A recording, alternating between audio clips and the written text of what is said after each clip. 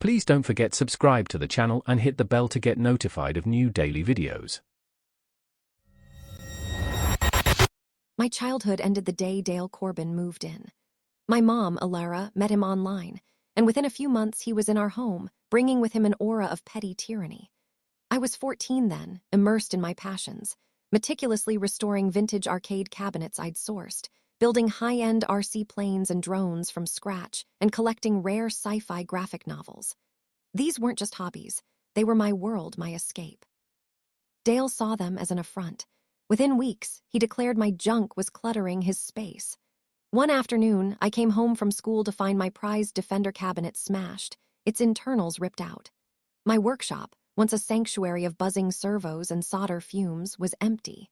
He'd taken everything: my partially built drone, the controllers, my meticulously organized stacks of graphic novels, to the municipal dump. His justification: boys should be outside, not playing with toys and reading those degenerate picture books. That was just the beginning. The physical abuse followed swiftly. A missed chore, a sarcastic remark, or simply not meeting his gaze would earn me a punch or a shove. My mom, Elara, usually just looked away, retreating into herself. When I was 15, I was so hungry from him cutting off my lunch money that I took a $5 bill from his change jar to buy a sandwich. My younger sister, Chloe, always eager to curry favor, reported me. Dale didn't just beat me senseless. He called the police and pressed larceny charges. I ended up spending my 16th birthday in juvenile detention, terrified and alone, while he successfully lobbied Elara to consider sending me to a military academy. I never forgot that betrayal, nor the feeling of utter powerlessness. Years passed. I got out, finished school, and built a new life for myself, never speaking to Elara until she reached out with devastating news. She had been diagnosed with a severe, progressive autoimmune disease, terminal and aggressive. During her final months, a surprising strength seemed to ignite in her. She divorced Dale. The settlement included him vacating our family home, a rustic cabin property that had belonged to his family, which he'd lost to debt years ago, and Elara had bought back from the bank before they married. He was given a strict 60-day deadline to remove his belongings. Elara passed 9 months after the divorce was finalized. The moment she was gone, I made sure that deadline was ironclad. Dale had been slowly picking at his things, but I put a stop to it. His deadline passed. Legally, everything he hadn't removed was now mine to dispose of. I wasted no time. I knew his weaknesses, his pride. He had an extensive collection of autographed baseball memorabilia, vintage balls, signed jerseys from Hall of Famers, rare bats. He also had a meticulously curated collection of custom-built fishing rods, each one a work of art, and a truly unique assortment of antique nautical maps, some dating back centuries. I systematically cataloged and appraised everything. The autographed baseball items fetched a solid $18,000. The custom fishing rods, $12,000. The antique maps, another $7,500. It wasn't just the money. It was the symbolic act of dismantling his personal trophies, just as he had dismantled mine.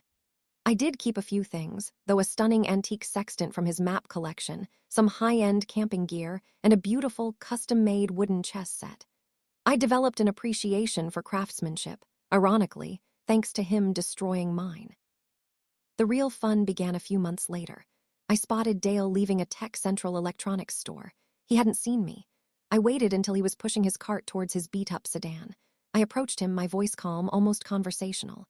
"Well, Dale," I said, "funny running into you here. Just wanted to let you know I finally got around to clearing out your old things from the cabin.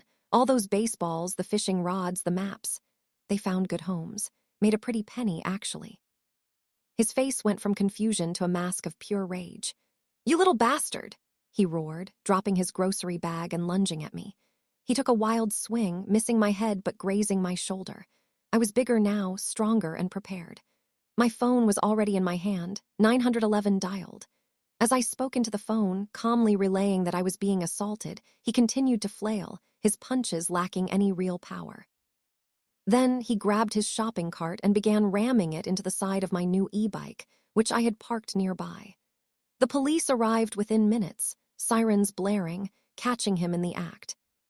He was arrested on the spot for assault, menacing, and destruction of property. The charges stuck. Within weeks, the news spread like wildfire through the community where he had been a respected parks and recreation district manager. Parents whose kids were in the youth leagues he oversaw were outraged. He lost his job, his pension, and with legal fees mounting, he was forced to sell the rustic cabin property that had once been his family's, the very one Elara had bought back. His adult son, Marcus, whom Dale had also treated poorly, refused to take him in or offer any help. Dale ended up taking a minimum wage job as a cashier at Bargain Mart, a large discount department store in a less than desirable part of town.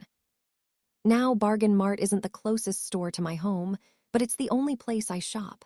I make sure to time my visits for when he's on shift. The first time, he tried to shortchange me on an item, ringing it up twice. I caught it, asked for a manager, and though the manager brushed it off as an accident, Dale knew I was watching.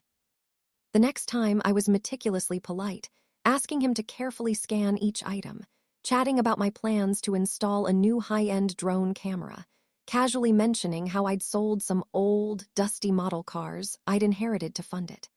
He snarled at me, and when I asked for a manager for his rudeness, the customers behind me, seeing his demeanor, backed me up.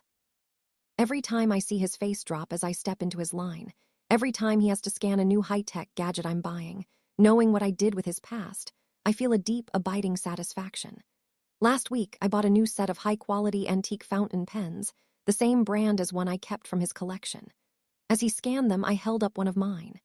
"You know, Dale," I said, a slow smile spreading, "these really are exquisite, so much nicer than those old custom fishing rods I sold off." And imagine, they match this one perfectly. He got what he deserved, and watching him slowly crumble, forced to serve the very people he once looked down on, is the sweetest victory I could ever imagine. Justice, truly, is best served cold, one grocery trip at a time. If you enjoyed this video, please hit the thumbs up button to like it. And please do subscribe to support the channel.